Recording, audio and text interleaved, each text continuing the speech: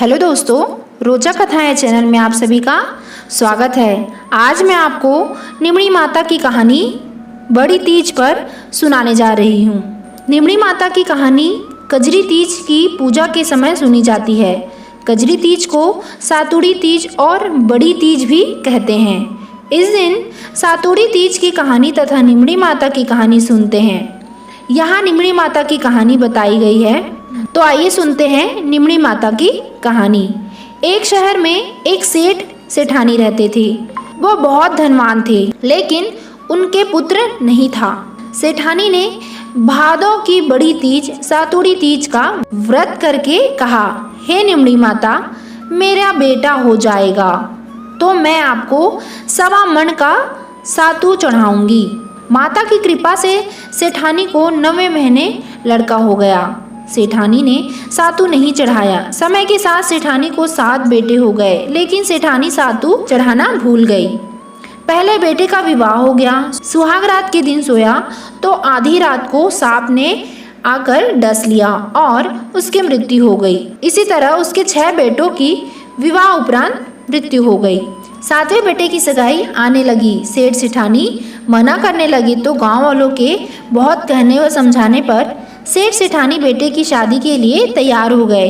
तब सेठानी ने कहा, गांव वाले नहीं मानते हैं तो इसकी सगाई दूर देश में करना। सेठ जी सगाई करने के लिए घर से चले और बहुत दूर एक गांव आए। वहां 4-5 लड़कियां खेल रही थी, जो मिट्टी का घर बनाकर तोड़ रही थी। उनमें से एक लड़की ने कहा, मैं अपना घर नहीं तोड़ूंगी। सेठ जी को वह लड़की समझदार लगी। खेलकर जब लड़की वापस अपने घर जाने लगी तो सेठ जी भी पीछे पीछे उसके घर चले गए। सेठ जी ने लड़की के माता पिता से बात करके अपने लड़के की सगाई व विवाह की बात पक्की कर दी। घर आकर विवाह की तैयारी करके बेटे की बारात लेकर आ गया और बेटे की शादी संपन्न करवा दी। इस तरह 7वें बेटे की शादी हो गई।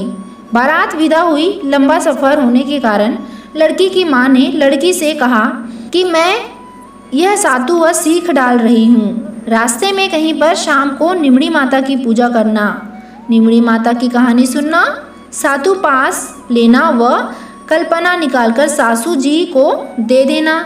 बारात धूमधाम से निकली। रास्ते में बड़ी तीज का दिन आया। ससुर जी ने बहू को खाने का कहा।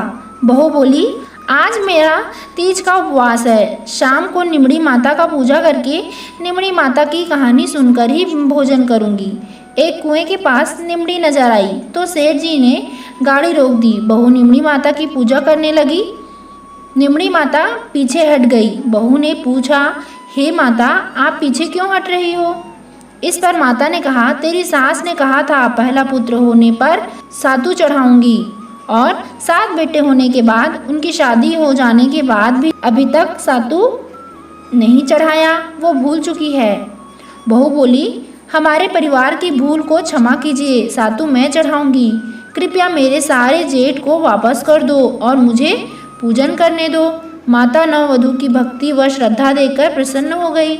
बहू ने निमड़ी माता का पूजन किया और चांद को अर्घ्य दिया। सातू पास लिया और कल्पना ससुर जी को दे दिया।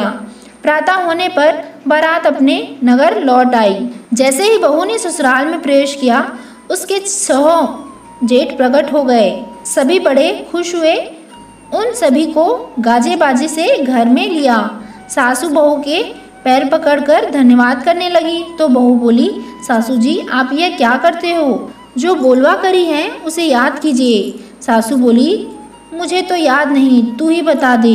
बहू बोली, आपने निमड़ी माता के सातू चढ़ाने का बोला था, सो पूरा नहीं किया। तब सासू को याद आया। 12 महीने बाद जब कजरी तीज आई, सभी ने मिलकर 7.25 मन का सातू तीज माता को चढ़ाया। श्रद्धा और भक्ति भाव से गाजे बाजे के साथ निमड़ी माता की पूजा की, बोलवा पूरी करी। हे भगवान, उनके आनंद हुआ वैसे सबके आनंद होए। खोटी की खरी, अधूरी की पूरी। बोलो निमड़ी माता की जय।